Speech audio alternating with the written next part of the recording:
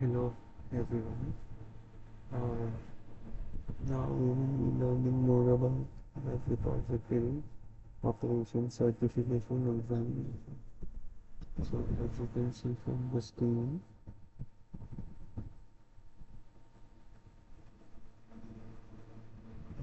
uh, NISM,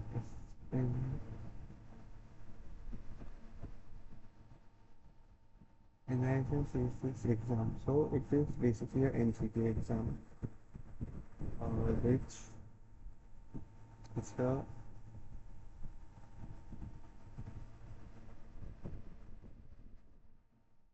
it's a MCQ exam where correct answer will fetch you 1 mark and incorrect answer will have a negative mark. So if you give one correct answer, then you will get 1 mark. And if you give one wrong answer, then you lose 1 mark for that question plus 0.25 mark as negative mark. So total 1.25 will be lost.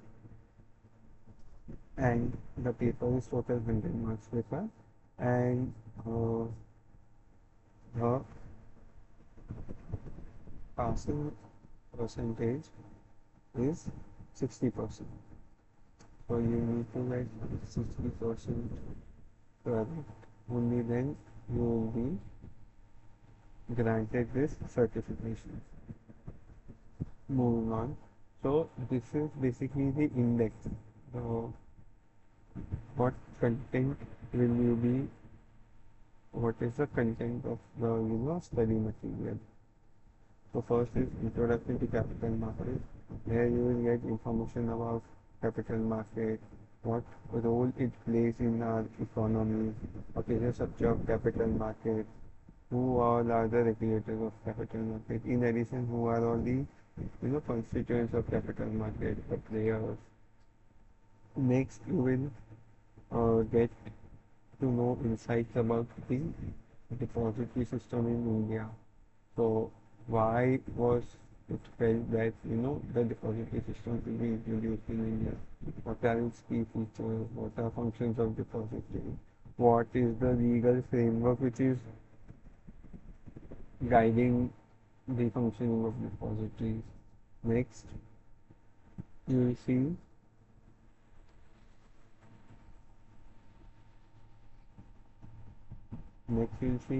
we'll get to know about the depository and the business partner. So as I mentioned in my earlier video, depository does not conduct business alone. It has its agents which conduct its business. So there are you get to know about the roles and responsibilities of DPs, who are the participants, RTAs, who are registrar and transfer agents appointed by companies, issuer company.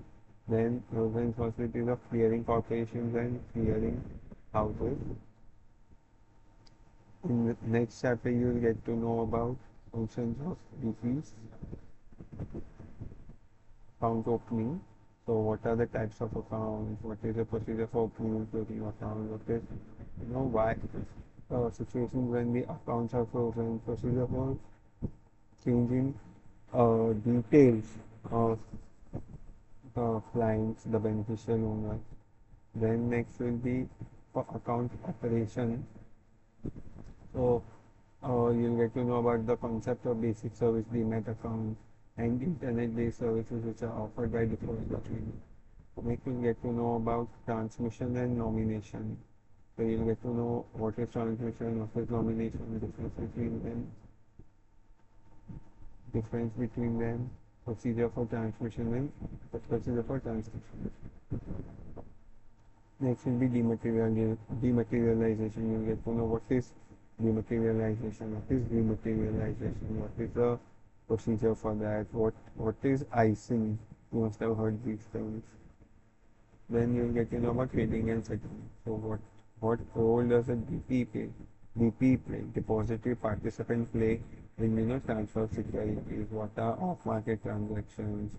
Then process for settlement of securities, you get to know this. Next we'll see about pledge and hypothecation. So what is pledging, what is hypothecation, what is the procedure around that. You'll get to know that. Next, there's this thing called public offering and public offering, corporate action. So what are corporate actions, on the terminologies, procedures. On a brief, corporate actions are basically yours whenever a company issues a dividend, that is a corporate action. Whenever company issues a right shares, that is a corporate action. Whenever a bonus is issued, these briefly come under corporate action. So those will be discussed in this chapter. Next is we come across debt instruments and CSEC. So series are CPs are commercial papers. Series are certificate of deposit. These are commercial papers. GSECs are government securities, like treasury bills or other government securities. So we'll get to know about them. Next is concept of FPI. So FPI is basically foreign portfolio investors. So they are basically those people or institutions are not from India and want to invest in Indian companies or Indian securities. Then what is the eligibility criteria? And everyone can want to be a foreign portfolio investor. So there's some criteria to which is decided who is FPI, who is not. Then there are different categories of FPIs.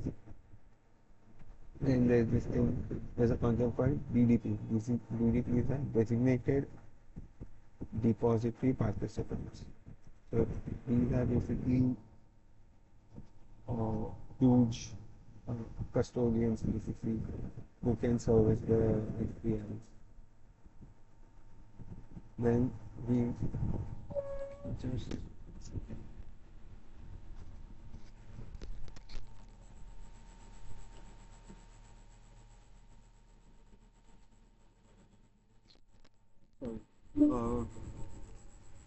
then we'll see what are investor services. So scores, which is sebi sebi's complaint and appreciation system. Transfer of shares to IPF demat account. IPF is Investor Educational Protection Fund. ODR, which is Online Dispute Resolution.